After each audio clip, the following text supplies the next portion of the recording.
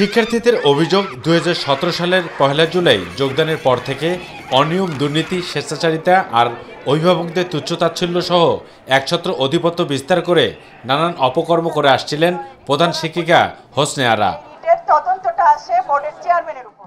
সেই থেকে শিক্ষার্থী আর অভিভাবকদের মনে ক্ষোভের দানা বাঁধলে অদৃশ্য অশুভ শক্তির কারণে বহাল তবিয়তে নিজ সিদ্ধান্তে প্রতিষ্ঠান পরিচালনা করে আসছিল হোসনে আরা।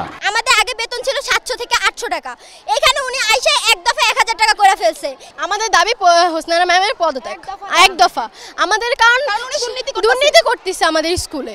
গার্জিয়ানদের কোনো মতামতই নেয় না, কোনো তার বিপক্ষে কেউ গেলে তার সে বের করে দিতেছে। আমাদের অনেক ভালো ভালো আমাদের শিক্ষক ছিল, আমাদের প্রিয় শিক্ষকদের তারা বের করে দিয়েছে। শুধু তাই নয়, একছত্র আধিপত্য বিস্তার করে মন গড়ার সিদ্ধান্ত নিয়ে বেতন বৃদ্ধি সহ শিক্ষকদের অহেতুক ছাঁটাই এবং প্রতিষ্ঠানের ভবনে নিজে থাকার জন্য আবাসিক কক্ষ স্থাপন করায় পদত্যাগের দাবিতে বিক্ষোভে ফেটে পড়ে শিক্ষার্থী ও অভিভাবকরা। কোন স্কুলে মধ্যে বাড়ি করে রাখছে, তার ফ্যামিলির কয়েকজন মানুষ ওখানে থাকে, কেন কোন স্কুলে তো এরকম না? যেই সকল শিক্ষকরা তার অন্যায়কে সাপোর্ট করে কেবল তারাই এই কলেজে স্কুলে ঠিকভাবে থাকতে পারছে, ঠিক আছে, এবং তাদের সুযোগ সুবিধা দেওয়া হচ্ছে। তিনি একা একা সকল ধরনের সুযোগ সুবিধা ভোগ করছেন, টিচারদেরকে কোনো ধরনের সুযোগ সুবিধা দিতে দিচ্ছেন না।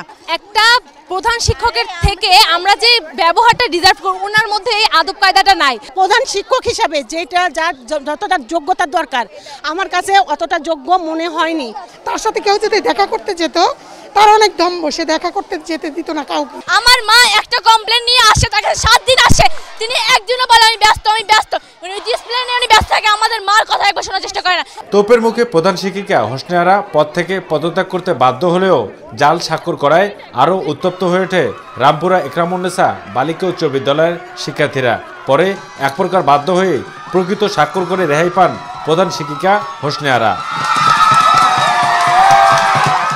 প্রতিষ্ঠানের অভ্যন্তরে বিলাসবহুলভাবে কয়েকটি ফ্লোর দখল করে দীর্ঘ ৬ বছর ধরে বসবাস করে আসলেও তার ক্ষমতার কাছে সবাই ছিল জিম্মি।